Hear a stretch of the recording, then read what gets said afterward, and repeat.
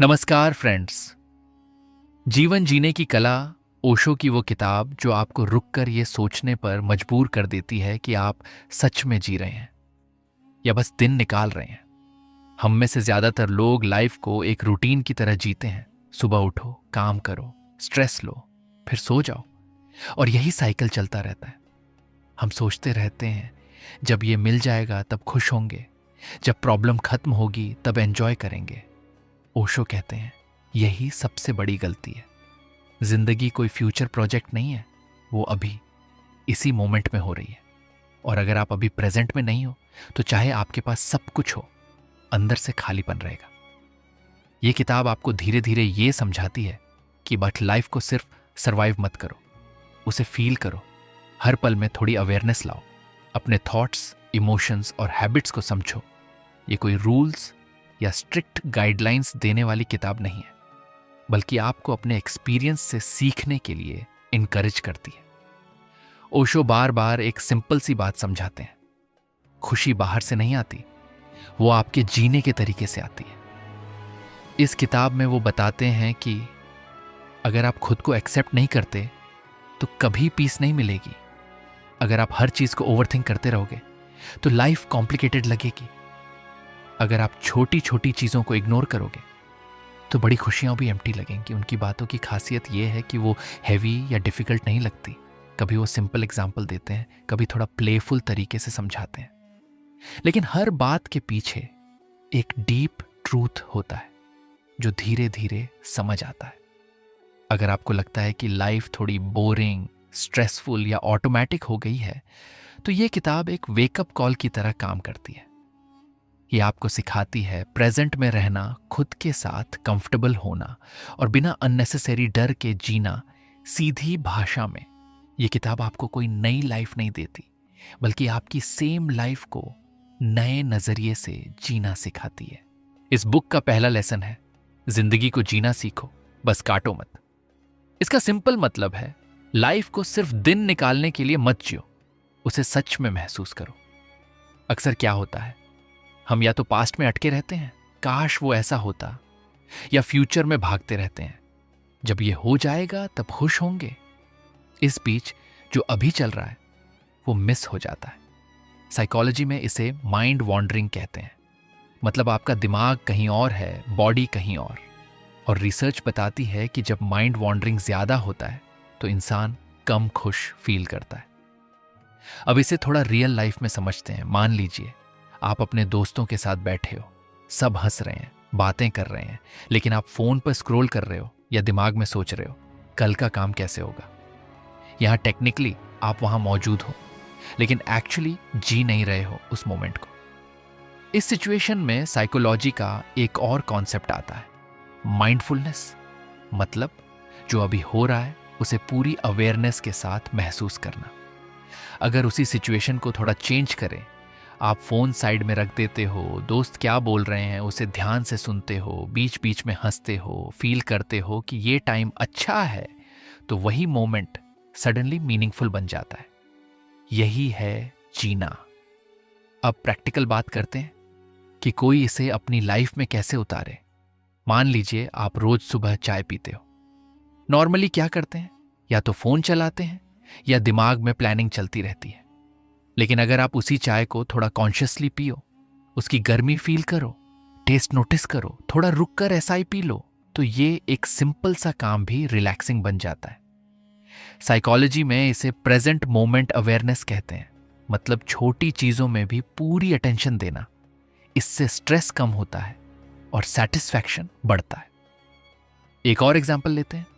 आप पढ़ाई कर रहे हो या काम कर रहे हो, लेकिन हर 5 मिनट में फोन चेक कर लेते हो। इससे क्या होता है, आपका दिमाग लगातार स्विच करता रहता है। इसे अटेंशन फ्रैगमेंटेशन कहते हैं।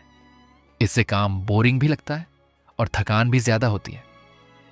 अगर आप 30 से 40 मिनट सिर्फ एक ही काम पर ध्यान दें, बिना डिस्ट्रैक्शन के, तो आप नोटिस करोगे कि काम जल्दी भी होता है और अंदर से थोड़ा सेटिस्फैक्शन भी आता है। इस स्टेट को साइकोलॉजी में फ्लो स्टेट कहते हैं। जब आप किसी काम में इतने इन्वॉल्व्ड हो जाते हो कि टाइम का पता नहीं चलता, तो बेसिकली जीना का मतलब ये नहीं कि कुछ बहुत बड़ा करना है, बल्कि जो भी कर रहे हो उसमें पूरी तरह होना है। आप चल रहे हो तो बस चलो, फोन मत देखो। आप खा रहे हो तो बस खाओ, जल्दी जल्दी मत खत्म करो। आप किसी से बात कर रहे हो तो सच में सुनो, सिर्फ जवाब देने के लिए मत सुनो। धीरे धीरे ये हैबिट बन जाती है और तब आपको फील होता है कि लाइफ सिर्फ निकल नहीं रही, बल्कि सच में जी जा रही है। कमेंट करके जरूर बताइए वीडियो कैसी लगी। इस बुक का दूसरा लेसन है, खुद को एक्सेप्ट करो, जैसे हो वैसे ही। इसका मतलब ये नहीं है कि आप खुद को बदलो ही मत, बल्कि इसका मतलब है पहले खुद को जैसा आप अभी हो वैसा ऑनेस्टली मान लो। अक्सर हम क्या करते हैं, हम अपनी कंपैरिजन दूसरों से करते रहते हैं। वो मुझसे बेहतर है, मैं उतना अच्छा नहीं हूं, मुझ में ये कमी है। धीरे धीरे ये सोच अंदर बैठ जाती है और हम खुद से ही अनकंफर्टेबल हो जाते हैं। साइकोलॉजी में इसे लो सेल्फ एक्सेप्टेंस और सोशल कंपैरिजन कहते हैं। मतलब आप अपनी वैल्यू दूसरों से कंपेयर करके डिसाइड कर रहे हो। और सच बोलूं तो ये हैबिट कभी खत्म नहीं होती, क्योंकि हमेशा कोई ना कोई आपसे आगे ही रहेगा। अब इसे एक रियल लाइफ सिचुएशन से समझते हैं। मान लीजिए आप इंट्रोवर्ट हो, आपको ज्यादा लोगों से बात करना पसंद नहीं, आप अपने में रहना पसंद करते हो। लेकिन आपके आसपास लोग एक्सट्रोवर्ट हैं, सब खुलकर बोलते हैं, मजाक करते हैं, तो आप क्या सोचने लगते हो?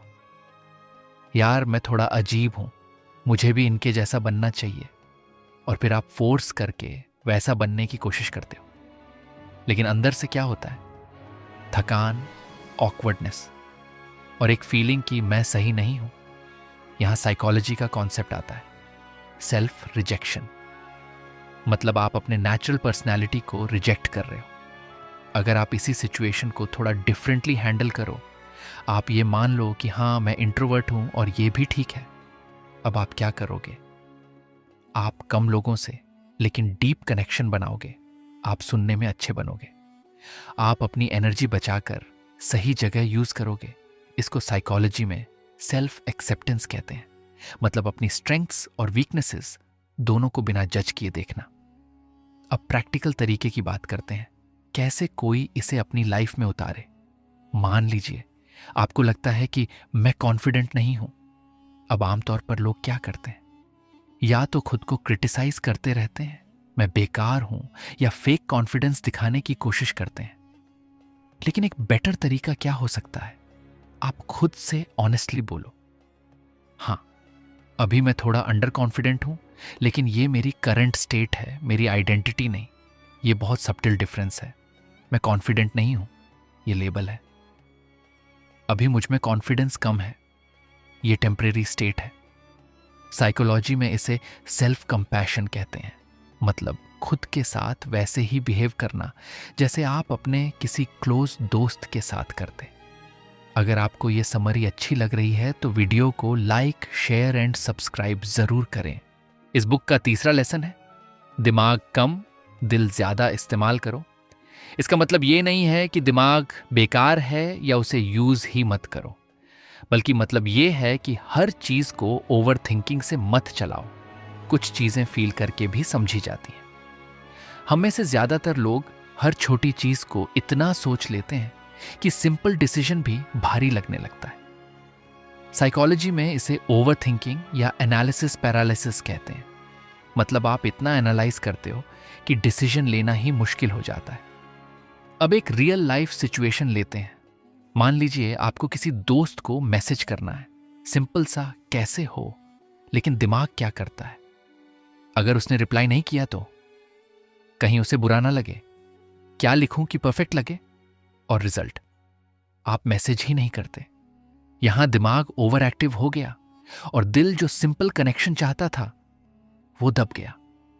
अगर आप दिल से चलते तो आप बस सिंपल सा मैसेज कर देते बिना इतना सोचे, और ज्यादातर केसेस में सामने वाला नॉर्मली ही रिप्लाई करता।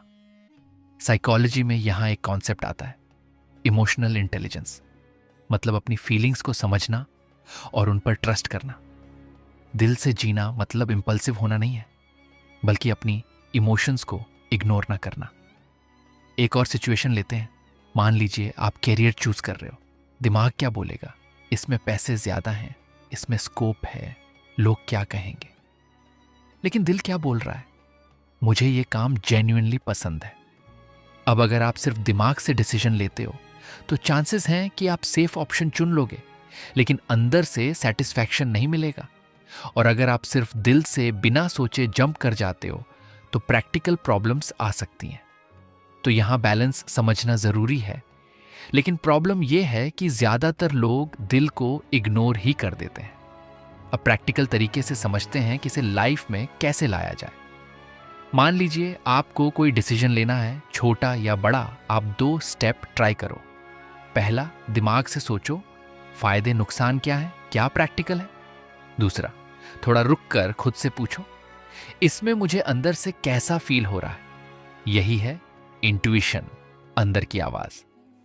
साइकोलॉजी में इसे फास्ट ऑटोमेटिक अंडरस्टैंडिंग माना जाता है, जो एक्सपीरियंस और फीलिंग से आती है। अब एक सिंपल एग्जांपल, आप किसी न्यू प्लेस पर गए हो और आपको किसी इंसान से मिलते ही थोड़ा अनईजी फील होता है। दिमाग बोलेगा ऐसा कुछ नहीं है, नॉर्मल रहो। लेकिन दिल एक सिग्नल दे रहा है। अगर आप उसे इग्नोर करते रहोगे तो कई बार गलत सिचुएशंस में फंस सकते हो। इसलिए कभी कभी उस फीलिंग को मान लेना बेहतर होता है। और एक डेली लाइफ एग्जांपल, आपको म्यूजिक सुनना पसंद है, लेकिन आप सोचते हो टाइम वेस्ट हो रहा है, प्रोडक्टिव बनो। लेकिन अगर आप थोड़ी देर दिल की सुनकर म्यूजिक एंजॉय कर लेते हो तो आपका मूड बेटर होता है, स्ट्रेस कम होता है। साइकोलॉजी में इसे इमोशनल रेगुलेशन कहते हैं, मतलब अपनी इमोशंस को हेल्थी तरीके से मैनेज करना। तो सिंपल भाषा में दिमाग कम, दिल ज्यादा का मतलब है हर चीज को ओवरथिंक मत करो, अपनी फीलिंग्स को इग्नोर मत करो। लॉजिक और इमोशन दोनों को साथ लेकर चलो, क्योंकि लाइफ सिर्फ सॉल्व करने की प्रॉब्लम नहीं है, उसे फील भी करना होता है। कमेंट करके जरूर बताइए वीडियो कैसी लगी। इस बुक का चौथा लेसन है, छोटी छोटी चीजों में खुशी ढूंढो। इसका मतलब बहुत सीधा है, खुशी कोई बड़ी अचीवमेंट के बाद मिलने वाली चीज नहीं है, वो रोज की छोटी छोटी मोमेंट्स में छुपी होती है, बस हम नोटिस नहीं करते। हम ज्यादातर क्या करते हैं, हम सोचते हैं जब ये मिल जाएगा तब खुश होंगे, जब ये प्रॉब्लम खत्म होगी तब एंजॉय करेंगे। मतलब हम खुशी को हमेशा फ्यूचर में डाल देते हैं। साइकोलॉजी में इसे हेडोनिक ट्रेडमिल कहते हैं, मतलब आप कुछ बड़ा अचीव करते हो, थोड़ी देर खुश होते हो, फिर वो नॉर्मल लगने लगता है और फिर आपको अगली चीज चाहिए होती है। ये साइकिल चलता ही रहता है और इंसान ट्रूली सेटिस्फाइड फील नहीं करता। अब एक रियल लाइफ सिचुएशन से समझते हैं। मान लीजिए आप सोचते हो बस एग्जाम अच्छे से निकल जाए, फिर आराम से खुश रहूंगा। एग्जाम निकल जाता है, फिर क्या? अब जॉब मिल जाए तो खुश हो जाऊंगा। जॉब मिल जाती है, फिर अब सैलरी बढ़ जाए, यानी खुशी हर बार आगे खिसक जाती है। लेकिन अगर आप इसी बीच में छोटी चीजों को नोटिस करना शुरू करो, जैसे दोस्तों के साथ हंसी, शाम की ठंडी हवा, पसंद का गाना, घर का खाना, तो आपको रियलाइज होगा कि खुशी तो ऑलरेडी आसपास थी, बस ध्यान नहीं गया। यहां साइकोलॉजी का कॉन्सेप्ट आता है। ग्रैटिट्यूड मतलब जो आपके पास है उसे कॉन्शियसली अप्रिशिएट करना। अगर आपको यह समरी अच्छी लग रही है तो वीडियो को लाइक, शेयर एंड सब्सक्राइब जरूर करें। इस बुक का 5वां लेसन है, फ्री रहो अंदर से और बाहर से। इसका मतलब है आप अपनी लाइफ को सिर्फ डर, ओवरथिंकिंग और लोग क्या कहेंगे के हिसाब से मत चलाओ। अक्सर हम बाहर से तो ठीक दिखते हैं, लेकिन अंदर से बहुत बंधे होते हैं।